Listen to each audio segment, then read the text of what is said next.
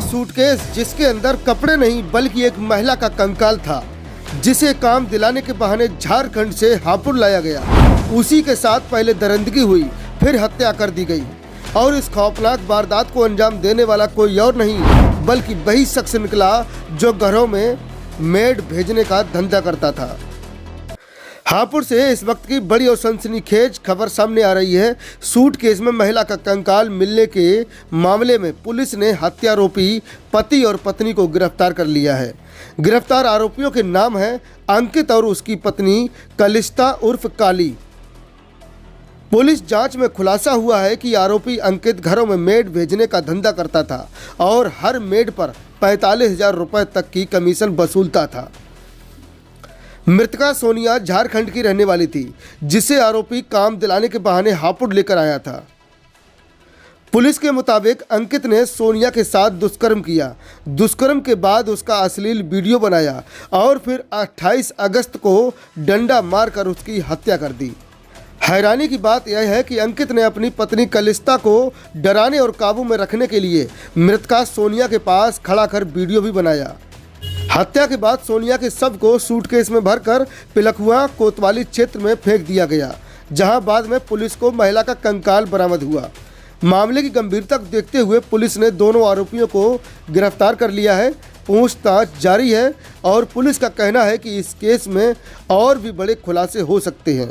यह सिर्फ एक हत्या नहीं, यह गरीब महिलाओं को काम का झांसा देकर शोषण और मौत के घाट उतारने वाली सोच का खौफनाक चेहरा है। अब सवाल यही है, क्या सोनिया को इंसाफ मिल पाएगा या नहीं? कमेंट में जरूर बताएं। तो पुलिस ने खुलासा किया है, क्या पूरा प्रकरण रहा? देखिए, पिलखुआ थाना क्षेत्र में 1 दिसंबर को एक डेड बॉडी मिली थी। एक महिला की डेड बॉडी सूटकेस में थी, पूरी तरह से ब्लाइंड केस था। हमने तुरंत ही टीमें गठित करके आसपास के जनपदों में, दिल्ली में और अपने जनपद में कहीं भी गुमशुदगी या कोई किडनैपिंग हुई हो, ऐसी सुराग लगाने की कोशिश करी। हमारी कई टीमें लगी हुई थी और अथक परिश्रम कर रही थी। इस दौरान हमको पता चला कि दिल्ली में जो हमारी टीमें गई हुई थी, जानकारी हुई कि वहाँ के एक व्यक्ति ने इस प्रकार की एक सूचना किसी थाने पर दी है, लेकिन दिल्ली पुलिस ने उस पर बहुत ज़्यादा ध्यान न देते हुए उसके ऊपर कार्रवाई नहीं करी। लेकिन हमारे मुखबिर थे और हमारी जो टीमें थी, उनको इस बारे में जानकारी मिली, उसको डेवलप किया गया। तो जानकारी हुई कि एक अंकित नाम का व्यक्ति जो इस प्रकार की एजेंसी चलाने का काम करता है, उसके द्वारा मेड के रूप में अपने साथ में जो जगह भेजी जाती थी और उनसे मोटा पैसा ले लिया जाता था ज़रूरतमंद लोगों से, और उसके बाद में उस आधार पर इन महिलाओं को ब्लैकमेल किया जाता। तो ऐसी एक महिला, सोनिया नाम की महिला को इनके द्वारा ब्लैकमेल किया गया था और उसके बाद में ला करके उनके साथ में और एक और महिला के साथ में दुष्कर्म किया गया। उसकी वीडियो बनाई गई और बाद में सारी चीज़ें जाहिर होने पर जब उसको लगा कि ये मेरी शिकायत कर देंगी, वो धमकी देती, तो अपनी पत्नी कलिस्ता, जो कि स्वयं झारखंड की रहने वाली है, उसके साथ मिलकर के डंडे से इसकी हत्या कर दी। पुलिस ने इसको डेवलप किया है और डेवलप करने के बाद में इस पूरे घटनाक्रम का अनावरण करते हुए अलाकत बरामद किया है और जो महत्वपूर्ण साक्ष्य वो बरामद किए। 30 किलोमीटर का दायरा आरोपियों ने तय किया, सुमावली से पिलखुआ में तय किया। क्या कहीं वो उसे बॉडी को ले जाने की इनका प्लान था या कुछ और था?